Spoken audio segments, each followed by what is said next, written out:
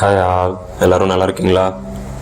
இன்றைக்கி நம்ம என்ன பார்க்க போகிறோம் அப்படின்னா, ஒரு சின்ன சின்ன விஷயங்களை நம்ம லைஃப்பில் இருக்க சின்ன சின்ன விஷயங்களை மாற்றுறது மூலயமா நம்ம லைஃப்பை எப்படி ஒரு மேம்படுத்தி கொண்டு போகலாம் அப்படின்னு பார்ப்போம்.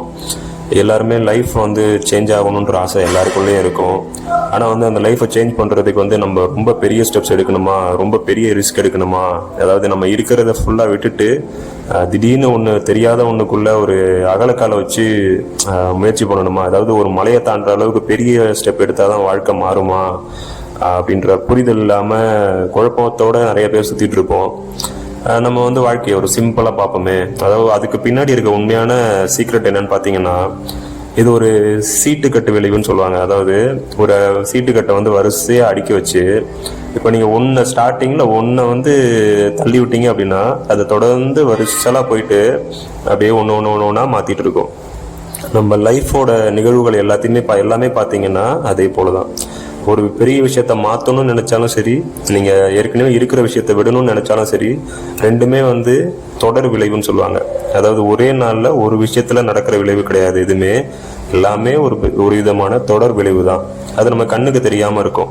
சரி, அதை எப்படி நம்ம புரிஞ்சுக்கிறது, அதை எப்படி நம்ம லைஃபுக்கு பயன்படுத்திக்கிறது அப்படின்றத சிம்பிள் ஸ்டெப்ஸாக பார்ப்போம். ஃபஸ்ட்டு அதுக்கு முன்னாடி நம்ம பண்ண வேண்டிய விஷயம் என்ன அப்படின்னா, முதல்ல இன்றைக்கி நம்ம இருக்கிற நிலமை கண்டிப்பாக எல்லாருக்கும் பிடிக்காது. இப்போது நம்ம இருக்கிற நிலமை நம்ம வாட்டி ஏற்றுக்க முடியாதா இருக்கும்.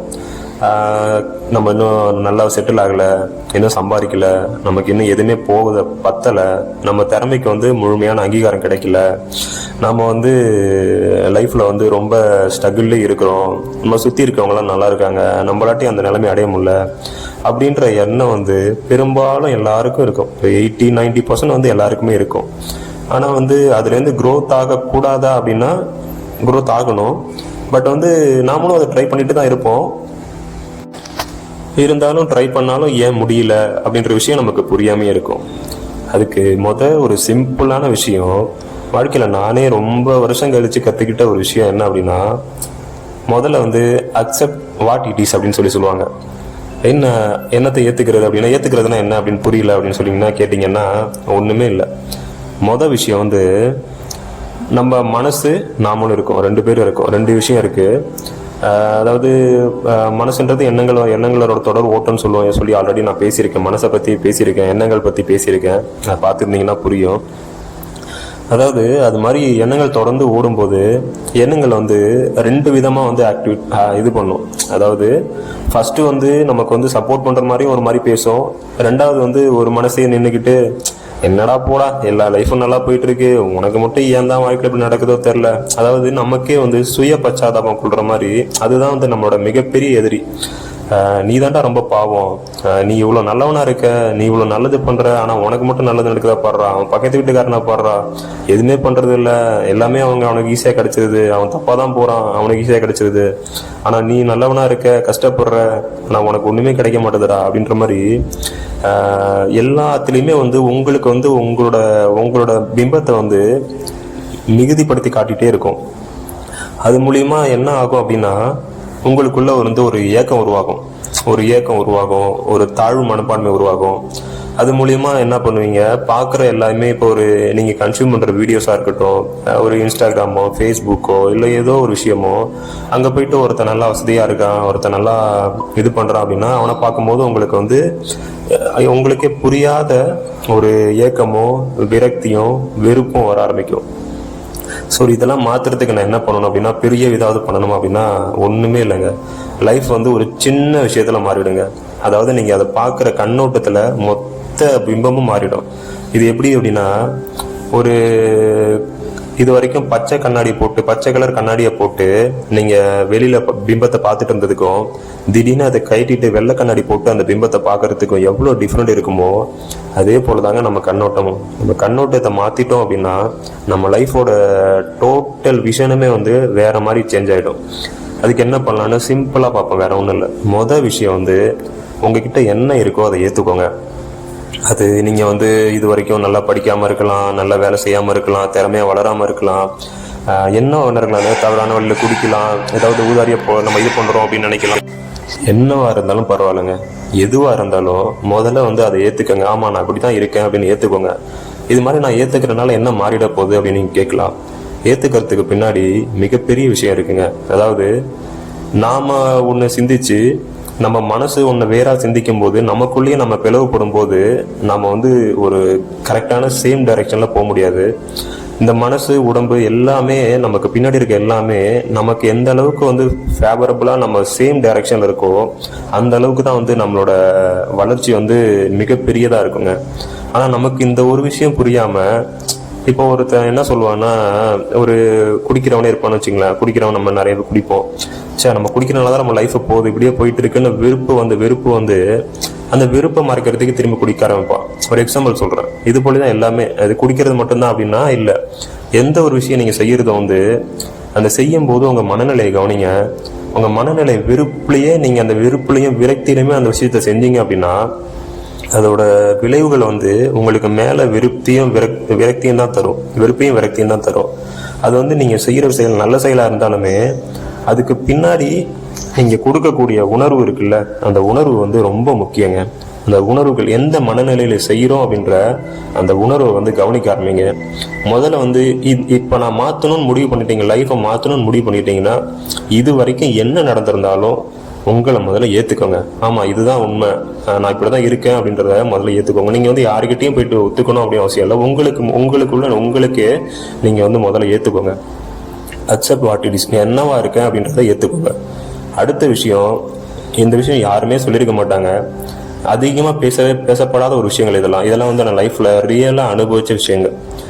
நானும் வந்து எல்லார போல ரொம்ப புலம்புவேன், ரொம்ப ஏக்கப்படுவேன். நான் யாரையும் கெட்டதா நினைக்க மாட்டேன், இது பண்ண மாட்டேன். ஆனா தாழ்வு மனப்பான்மை ரொம்ப இருக்கும். ஏன் நமக்கு மட்டும் இப்படி நடக்க மாட்டுது, நம்ம லைஃப் மட்டும் ஏன் முன்னேற மாட்டுது, எல்லாரும் நல்லா தானே இருக்காங்க, நம்ம கஷ்டப்பட்டு படிக்கிறோமே, நம்மளோட தகுதி திறமை குறைவா இருக்கவங்களாம் நல்லா வந்துடுறாங்கல்ல, நம்மளாட்டி ஏன் வர முடியல. அந்த மாதிரி விஷயங்கள் எல்லாத்துலயுமே ரொம்ப வருஷமா ஸ்ட்ரகிள் பண்ணிட்டே இருந்தேன். நிறைய வீடியோஸ் வந்து நிறைய ஒரு மென்டர்ஸ் நிறைய ஸ்பீச்சஸ் வந்து கன்சியூம் பண்ணாலும் என்னாட்டி வந்து ஒரு சேஞ்சஸை உருவாக்க முடியல. அது எப்படி ஆரம்பிக்கிறது அப்படின்றது தெரியாமையே ரொம்ப குழப்பத்தில் ஓடிட்டு இருந்தேன்.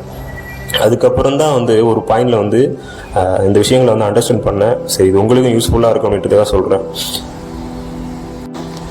ஒன்றும் இல்லைங்க, முதல்ல வந்து நம்ம என்னவா இருக்கிறோன்றதை அக்செப்ட் பண்ணிக்கோங்க. அக்செப்ட் பண்ணிட்டு நம்மளையே நம்ம மன்னிக்கணுங்க. இது என்ன புதுசா இருக்கு, நம்மளை மன்னிக்கிறதுக்கு என்ன இருக்கு அப்படின்னா, இல்லைங்க, நம்மளை மன்னிக்கிறதுக்கு அவ்வளோ விஷயம் இருக்கு. ஏன்னா நம்ம பண்ற எல்லாத்தையுமே வந்து நம்ம வந்து புறக்கணிச்சு நீ சரியில்லை, உன்னால இது முடியல, நீ தோத்துட்ட அப்படின்ற மாதிரி நமக்குள்ளேயே நம்மளை வந்து வெறுத்துட்டே இருக்கோங்க. நம்மளை நாம எவ்வளோக்கு எவ்வளோ வெறுக்கிறோமோ அவ்வளோக்கு எவ்வளோ நம்மளாட்டி அந்த சக்சஸுக்கு நமக்கான தூரம் வந்து அதிகமாயிட்டே இருக்குங்க. முதல் விஷயம், உங்களை நீங்க மன்னிச்சுக்கோங்க, உங்களை நீங்களே ஏத்துக்கோங்க. அதுக்கப்புறம் வந்து மாற்றத்துக்கு என்ன பண்ணணும் அப்படின்ற விஷயத்துக்கு போனீங்கன்னா முதல் விஷயம் பண்ண வேண்டியது சிம்பிள் விஷயம், ஆனால் ரொம்ப கிரேட் எஃபெக்டிவாக இருக்கும். ஒரு 3 மாதம் நீங்கள் ஃபாலோ பண்ணி மட்டும் பாருங்கள். அதில் ஏதாவது சேஞ்சஸ் இல்லை அப்படின்னா நீங்கள் என்னை டைரெக்டாக நீங்கள் ஃபோன் பண்ணி கூட கேட்கலாங்க. என்னடா நீ சொன்ன நடக்கலைன்னு சொல்லிட்டு நீங்கள் நேரடாக கேட்கலாம். ஒரு 3 மாதம் ஃபாலோ பண்ணி பாருங்கள்.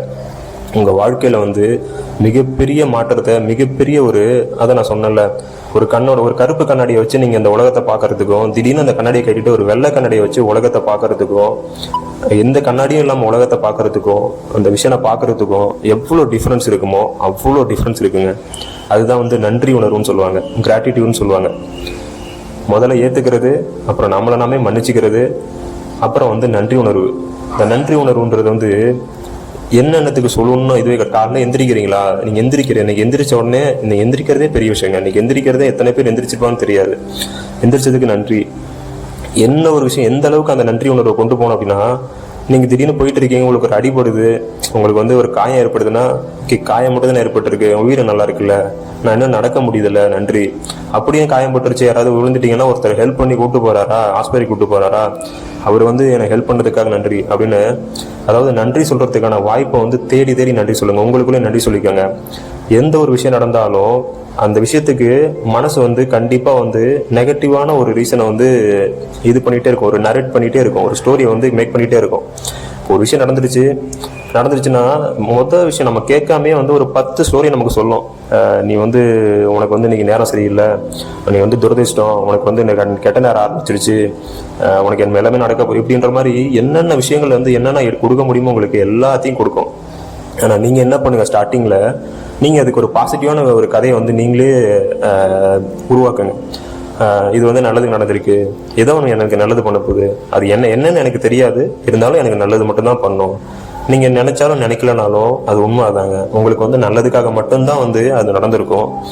அது உங்களுக்கு புரியாது. ஆனால் அது என்ன பண்ணுங்க, நீங்கள் ஸ்டார்டிங்கில் கொஞ்சம் நீங்களே ஃபோர்ஸ் பண்ணி ஓகே இது ஏதோ எனக்கு நல்லது நடந்திருக்கு, நல்லதுக்காக மட்டும்தான் நடந்திருக்கு அப்படின்ற விஷயத்த நீங்களே வந்து உங்களுக்கே சொல்ல ஆரம்பிங்க.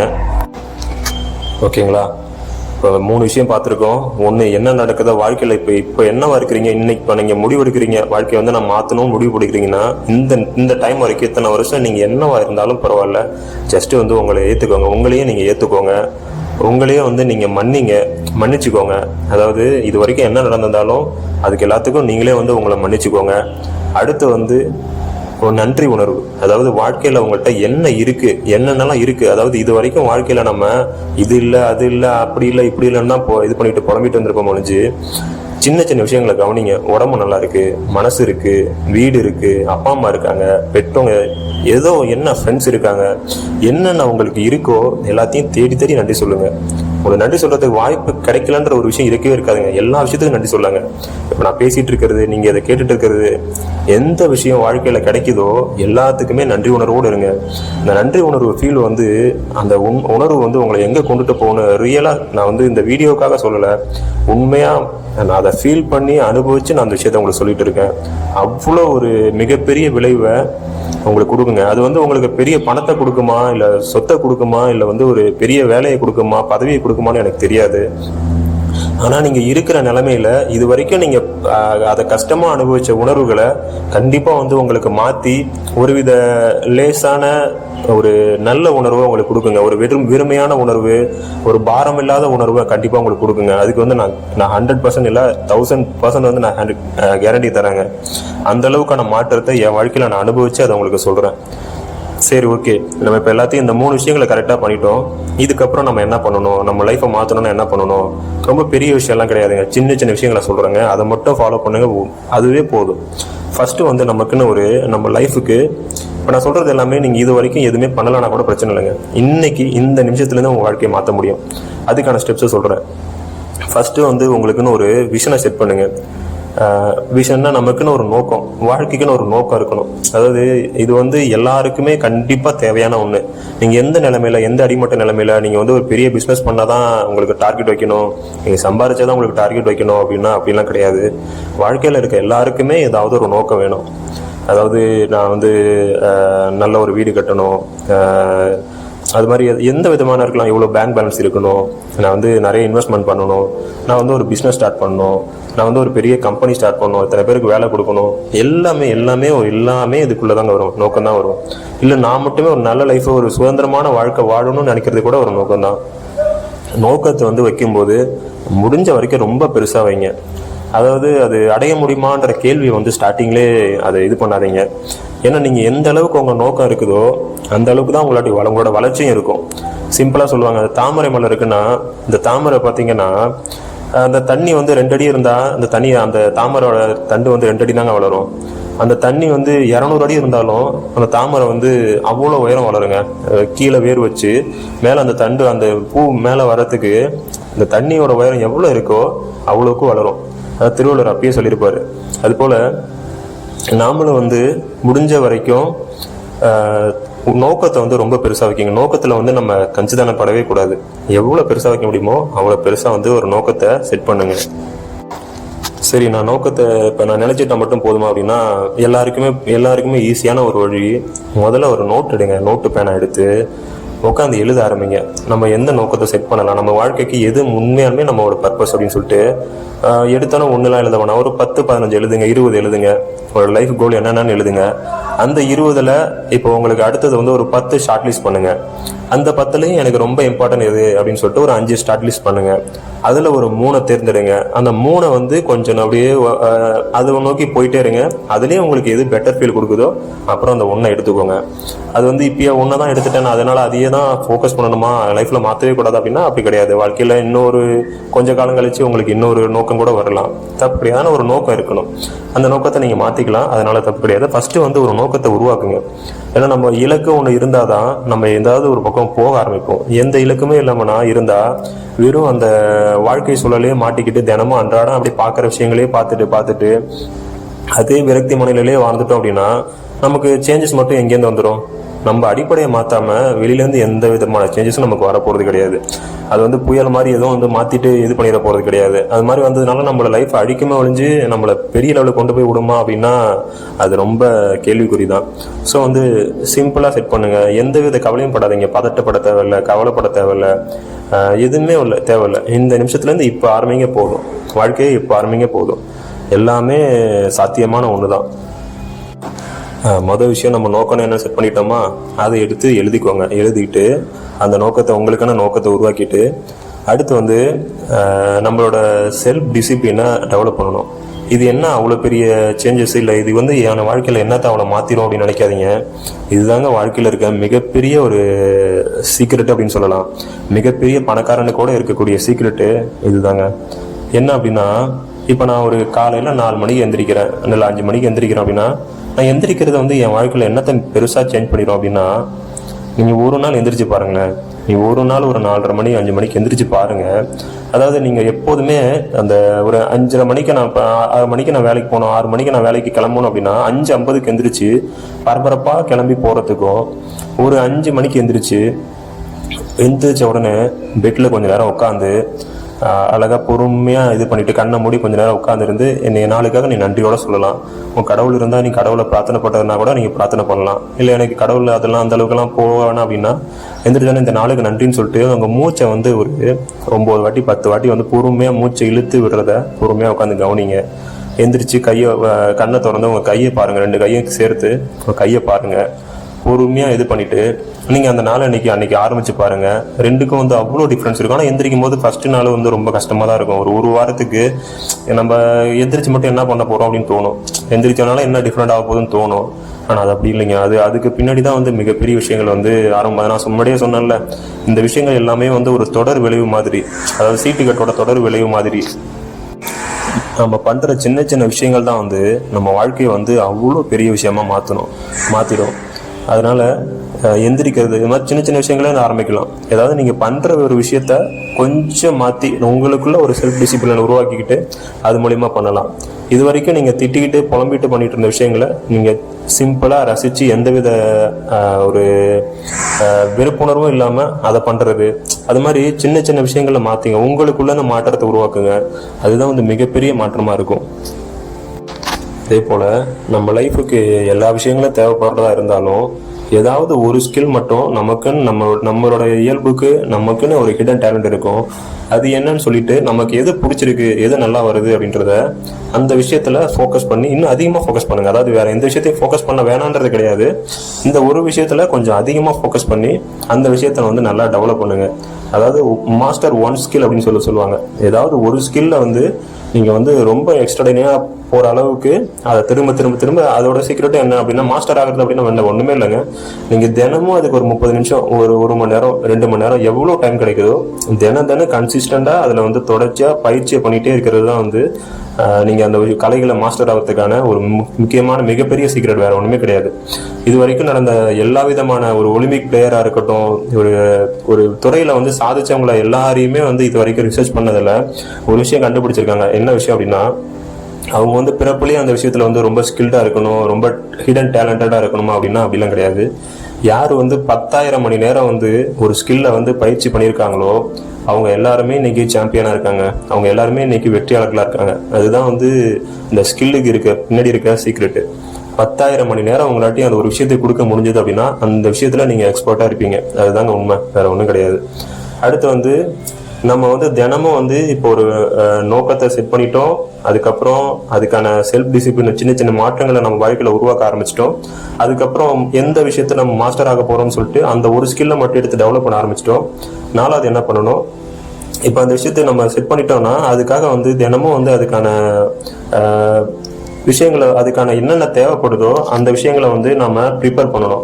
அது என்ன அப்படின்னா ஒன்றும் இல்லை, இப்போ நான் ஒரு ட்ரேடிங் பண்ண போகிறேன் அப்படின்னா அது சம்மந்தமான புக்ஸ் படிக்கணும். என்ன பண்ண போறீங்களோ உங்கள் ஸ்கில் என்னவோ அதுக்கு சம்மந்தமான புக்ஸை கண்டிப்பாக உங்களுக்கு முன்னாடி அந்த ஸ்கில்லை யாராவது வெற்றியாளர்கள் நிறைய இருப்பாங்க அந்த துறையில், அவங்க வந்து நிறைய அவங்களோட அனுபவங்களை ஷேர் பண்ணியிருப்பாங்க.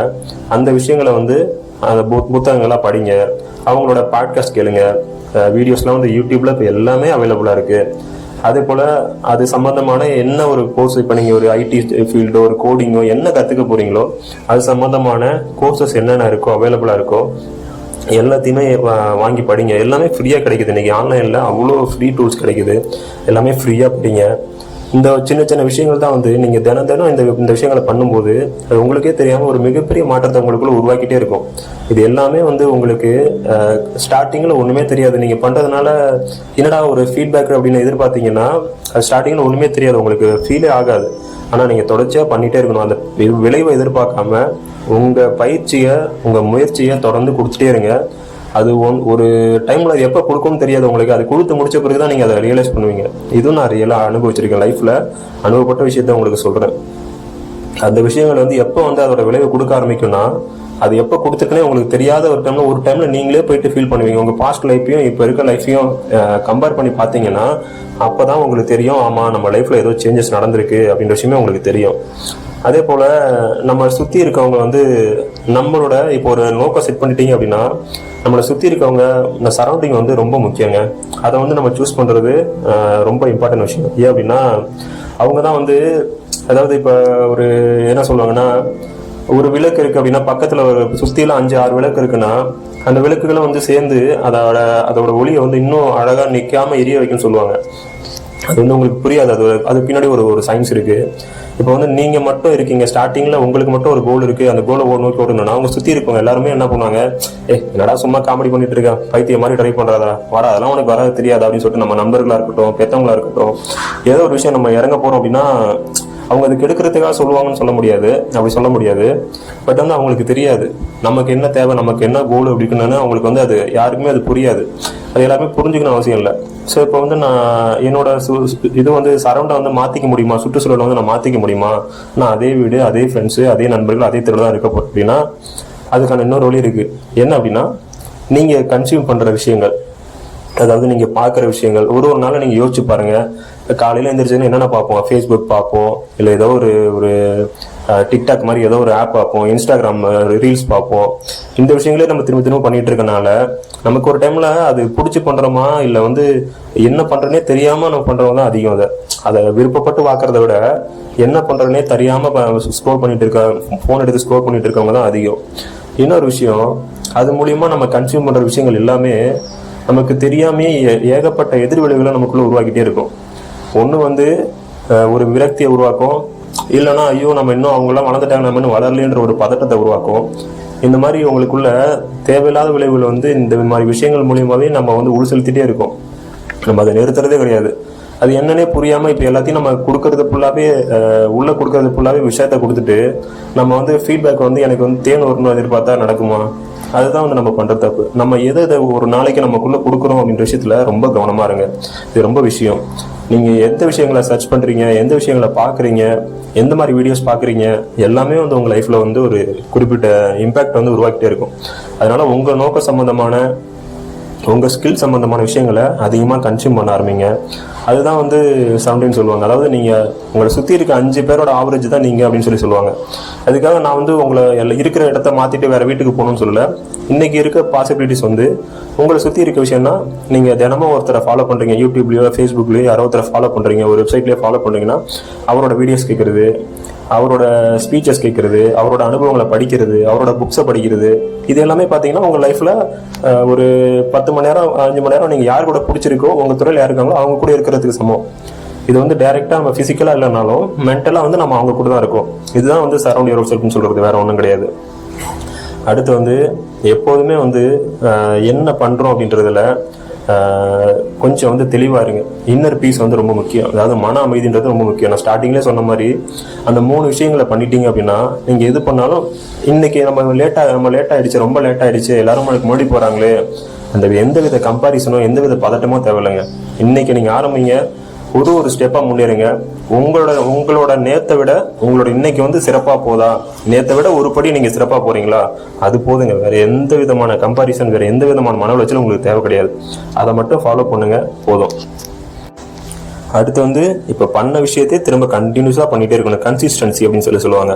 அதாவது இப்போ நம்ம எடுத்த விஷயங்களை ஒரு ஒரு ஒரு 10 பேஜ் படிக்க ஆரம்பிச்சோம் தினமும், ஒரு வீடியோ இல்லை 2 வீடியோ வந்து நம்மளோட நோக்கம் சம்மந்தமான ஒரு ட்ரேடிங் ஸ்கில்லோ இல்லை ரைட்டிங் ஸ்கில்லோ ஒரு கண்டென்ட் ஸ்கில்லோ ஏதோ பண்ணணும் அப்படின்னா அது சம்மந்தமாக ஒரு பாட்காஸ்ட் கேட்கறது, ஒரு 10 பேஜ் புக்கு படிக்கிறது, இந்த மாதிரி அதுக்கான சின்ன சின்ன முயற்சிகள் எடுக்கிறது. நாமளே வந்து ஒரு சின்ன சின்ன முயற்சிகள் எடுக்கிறது, அந்த மாதிரி விஷயங்களே திரும்ப பண்ணிட்டே இருங்க. இதை கன்சிஸ்டண்டாக பண்ணுறதுல தான் வந்து அதோட முழு சீக்ரெட்டே இருக்குது. அதே போல் இப்போ வந்து நான் ஒரு எக்ஸாம்பிளுக்கு சொல்லிட்டு இருக்கேன். இப்போ ஒரு விஷயம் பண்ணுறீங்க, ட்ரேடிங் பண்ணுறீங்க அப்படின்னா ஃபர்ஸ்ட் பேப்பர் ட்ரேடிங் ஆரம்பிங்க. பேப்பர் ட்ரேடிங் பண்ணுறீங்க அப்படின்னா அந்த பேப்பர் ட்ரேடிங்கில் வந்து நிறையா வந்து என்னென்ன இது பண்ணுறீங்கன்னு சொல்லிட்டு எப்படி ஃபர்ஸ்ட்டு வந்து ஸ்கில்ஸை வந்து அனலைஸ் பண்ணிக்கோங்க. ஏன்னா ட்ரேடிங் வந்து இஸ் டிஃப்ரெண்ட் அதர் இதை கம்பேர் பண்ணும்போது. ஃபர்ஸ்ட் வந்து ஸ்கில்ஸை வந்து நல்லா டெவலப் பண்ணி நீங்கள் வந்து எப்படி வாங்கணும், என்ன பண்ணணும், எப்படி விற்கணும், அப்படி எல்லா விஷயத்தையுமே தெரிஞ்சுக்கோங்க. தெரிஞ்சுக்கிட்டு அதுக்கப்புறம் என்ன பண்ணுங்கள், ரியல் ட்ரேடிங்கில் கொஞ்சமாக அமௌண்ட் போட்டு ஃபர்ஸ்ட் ட்ரேட் பண்ண ஆரம்பிங்க. ட்ரேட் பண்ணோன்னா வெற்றி கிடைக்காது. அது எதுக்காகனா நம்ம தெளிவாக இருந்துக்கோங்க. இந்த காசை வந்து நாட்டுக்கு இழக்க போகிறேன், இதன் மூலம் நான் கற்றுக்க போகிறேன். அதாவது ஃபெயிலியர்ஸை வந்து என்றைக்குமே வந்து நம்ம ஃபெயிலியர்ஸ்ன்னு பார்க்காம, தோல்விகள்னு பார்க்காம, நம்ம நம்ம கொடுக்குற ஃபீஸ் அப்படின்னு சொல்லுங்கள். யாருக்கிட்டே கொடுத்து கற்றுக்கிறத விட இந்த இயற்கையை வந்து நமக்கு அவ்வளோ அழகாக கற்றுக் கொடுக்குங்க. என்னோட குரு யாருன்னா அந்த இயற்கை தாங்க. அவ்வளோ விஷயங்களை கற்றுக் கொடுத்துருக்கு. எல்லாருக்குமே கற்றுக் கொடுக்க ரெடியாக இருக்குது. நம்ம கற்றுக்கிற மனநிலையில் இருக்கணும், அவ்வளோதான். அதாவது எந்த ஒரு விஷயங்களையும் வந்து நீங்கள் ஒரு விஷயத்த நான் தப்பு பண்ணி அதை இழந்துட்டீங்க அப்படின்னா அந்த விஷயத்த தோல்விகள்னு பார்க்காம அதோட கற்றுக்கிறதுக்கான ஒரு லேர்னிங் ப்ராசஸ் அப்படின்றத புரிஞ்சுக்கோங்க. அந்த ஒரு சின்ன புரிதல் கண்ணோட்டமே வந்து உங்கள் லைஃப்பை வந்து ரொம்ப ட்ரமாட்டிக்காக வந்து சேஞ்ச் பண்ணக்கூடியது. அடுத்து வந்து இது பண்ணிட்டோம், ஃபெயிலியர்லாம் தான் லேர்ன் பண்ண ஆரம்பிச்சிட்டோம் அப்படின்னா அடுத்த லெவல் வந்து ஏதாவது ஒரு விஷயத்த ஃபோக்கஸ் பண்ணுங்க. உங்ககிட்ட இருக்கிற மிக முக்கியமான விஷயம், உங்ககிட்ட இருக்கிற திறமையை வச்சு மற்றவங்களுக்கு, இந்த பீப்புள்ஸ், இந்த சொசைட்டிக்கு ஏதாவது ஒரு குறிப்பிட்ட வேல்யூவை நான் கொடுக்க முடியுமா? இந்த லைஃப் பர்பஸே அவ்வளோதாங்க, வேற ஒன்றுமே கிடையாதுங்க. நம்மளாட்டி என்ன விஷயத்த சிறப்பாக வந்து மற்றவங்களுக்கு கொடுக்க முடியும் அப்படின்ற விஷயத்த நீங்கள் கொடுக்கறதுக்கான முயற்சி இங்கே பண்ணுங்க. உங்களுக்கு தேவையான விஷயங்கள் எல்லாமே உங்களை தேடி கண்டிப்பாக வருங்க. அது வந்து நிதர்சனமான உண்மை, யாருமே மறுக்க முடியாத உண்மை. நீங்கள் உங்களுக்காக சிந்திக்கிறத விட மற்றவங்களுக்காக சிந்திக்கும் போது உங்கள் திறமை, இந்த பிரபஞ்சம் வந்து அவ்வளோ மறைமுகமான விஷயங்களை வந்து உங்களுக்கு அள்ளி கொடுக்குங்க. ஏன்னா பிரபஞ்சத்தோட வேலையை நீங்கள் பார்க்க போறீங்க. அதனால வந்து எனக்கு என்ன கிடைக்க போகுதுன்னா உங்களுக்கு பணமும் சரி, உங்களுக்கு மன நிம்மதியும் சரி, நீங்கள் என்னென்ன எதிர்பார்க்குறீங்களோ, நீங்கள் மக்களோட அடுத்தவங்களோட ஒரு ப்ராப்ளத்தை சால்வ் பண்ணீங்க, இல்லை அடுத்தவங்களோட லைஃபுக்கு ஒரு உதவி செய்கிறீங்க அப்படின்னா அது மூலியமா நீங்கள் எதிர்பார்க்குற விஷயங்களும் கிடைக்கும். உங்கள் நார்மல் பர்சனல் லைஃப்பும் ஃபில்லப் ஆகும். உங்களோட அதாவது நீங்கள் பார்க்காத ஒரு விஷயம், உலகம் ஒன்று இருக்குது, அந்த சூக்கும உலகம் அப்படின்னு சொல்லுவாங்க, மன உலகம்னு சொல்லுவாங்க. அதுவும் வந்து உங்களுக்கு ஃபில்லப் ஆகிட்டே இருக்கும். அது வந்து உங்களுக்கு நல்ல ஒரு இம்ப்ரூவ் ஆகிட்டே இருக்கும். அடுத்து வந்து இது எல்லாத்தையும் பண்ணிட்ட பிறகு இப்போ நான் ஸ்டார்ட் பண்ணிட்டேன், நல்லா போயிட்டு இருக்கு அப்படின்னா அதோட நான் வளர்ச்சியை நிறுத்திடலாமா அப்படின்னா இங்கே தான் வந்து நிறைய பேர் தப்பு பண்ணுவாங்க. எல்லாருக்குமே ஆரம்பம் வந்து சில பேருக்கு கஷ்டமாகவும் இருக்கும், சில பேருக்கு நல்லாவும் இருக்கும். ஆனால் எப்படியா இருந்தாலும் தோத்தவங்களும் சரி ஜெயிச்சவங்களும் சரி கண்டினியூஸாக லேர்ன் பண்ணுறதை நிறுத்தவே கூடாதுங்க. இதுதான் இருக்கிறதுலே மிகப்பெரிய சீக்ரெட்டு. எப்போ வந்து நீங்கள் வந்து புதுசாக கற்றுக்கிறதையோ இல்லை தொடர்ந்து பல முயற்சிகள் எடுக்கிறதையோ இல்லை உங்கள் விஷயத்தில் வந்து நீங்கள் அடுத்தடுத்த லெவலுக்கு போகிறதே நிறுத்துறீங்களோ அப்போ வந்து நீங்கள் அதாவது நீங்கள் அதை மொத்தமாக ஸ்டாப் பண்ணிட்டீங்க அப்படின்னா, இப்போ வந்து ஒரு ஃப்ளைட் வந்து 30,000 அடி மேலே போயிடுச்சு அப்படின்னா, இப்போ நான் போயிட்டாங்க, நான் 30,000 அடி மேலே வந்துட்டேன், நான் ஆஃப் பண்ணிட்டு உட்காந்து வெயிட் பண்ணலாம் அப்படின்னா என்ன ஆகும்னு தெரியும், உங்களுக்கே தெரியும். வானில் போயிட்டு 30,000 அடி உயரத்தில் போயிட்டு இந்த ஃப்ளைட் ஆஃப் பண்ணிட்டேன் என்ன ஆகும்? திரும்ப கீழே வந்து வெடிக்க தான் செய்யும். அதே போல தாங்க, நான் ஒரு வளர்ச்சிக்கு வந்துட்டேன் அப்படின்னா எனக்கு வந்து இதுக்கு மேலே தேவையில்லை, இதுக்கு மேலே நான் கற்றுக்கணும்னு அவசியம் இல்லை அப்படின்னு நினைக்காதீங்க. சாகிற வரைக்கும் நம்ம கற்றுக்கிட்டே இருக்கலாம். சாகிற வரைக்கும் புதுசாக தெரிஞ்சுக்கிறதுல ஒரு ஆர்வத்தை வளர்த்துக்கோங்க. அதை கற்றுக்கிட்டே இருங்க, தொடர்ந்து பண்ணுங்கள். சின்ன சின்ன விஷயங்கள், நான் இப்போ சொன்ன விஷயங்கள் எதுவுமே வந்து நீங்கள் போய்ட்டு 1,00,000 பணம் கொடுத்து பண்ணணும், இல்லை தனியாக ஒரு கோர்ஸ் போய் தான் பண்ணணும், வீட்டை விட்டு போய் காட்டில் போய் தான் பண்ணணும் அப்படின்னு அவசியம் கிடையாது. நம்ம லைஃப்பில் இருக்க சின்ன சின்ன விஷயங்களை சேஞ்ச் பண்ணுறது மூலிமா நம்ம வாழ்க்கையில் மிகப்பெரிய மாற்றங்களை உருவாக்க முடியும். அது எல்லாரும் புரிஞ்சுப்பீங்கன்னு நம்புகிறேன். நான் சொன்னது எல்லாருக்கும் உங்களுக்கு உதவிகரமாக இருக்கும்னு நம்புகிறேன். இதை சிம்பிளாக ஃபாலோ பண்ணுங்கள். இது மூலிமா உங்கள் லைஃப்பில் மிகப்பெரிய சேஞ்சஸ் வரும். உங்கள் லைஃப் நல்லபடியாக மாறும். யாரையும் கம்பேர் பண்ணாதீங்க, எதுக்கும் கவலைப்படாதீங்க. உங்களை நீங்கள் ஏற்றுக்கோங்க, உங்களை நீங்கள் அன்பு செய்யுங்க, உங்களை மன்னிங்க. லைஃப் ஆட்டோமேட்டிக்காக சேஞ்ச் ஆகுங்க. எல்லோருக்கும் நன்றி, வணக்கம்.